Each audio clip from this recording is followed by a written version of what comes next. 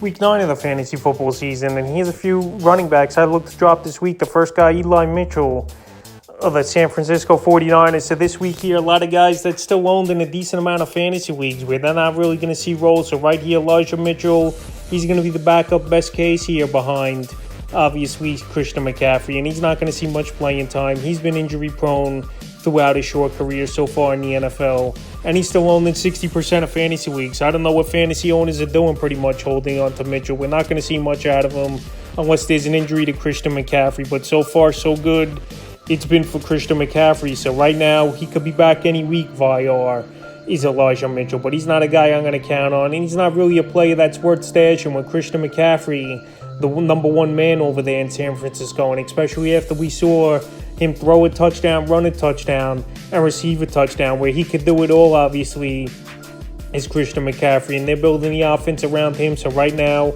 Elijah Mitchell is definitely a running back I would drop this week. The next running back I look to drop is Breece Hall of the New York Jets. I mentioned Hall last week is a drop. We know he's out for the season with a torn ACL, but it's very surprising to me he's still owned the 43% of fantasy leagues. Only if you're in like a dynasty league or a keeper league is where you want to keep Breece Hall on your team. But right now, redraft leagues, especially with injuries piling up around the league and with bye weeks coming up, there's no reason to hold on to Breece Hall. Hopefully he's back by week 1 of next season. His rookie year was a solid start for him in the first 7 games. 80 rushing attempts, 463 rush yards, 4 touchdowns, 19 catches, 218 receiving yards, and a touchdown. So if he comes into next season healthy, Breece Hall, he definitely could be a late first round, early second round fantasy pick for fantasy owners. But right now, there's no reason to hold on to him, and I would drop him this week. In the third and final running back I look to drop this week's J.K. Dobbins of the Baltimore Ravens. So Dobbins, we know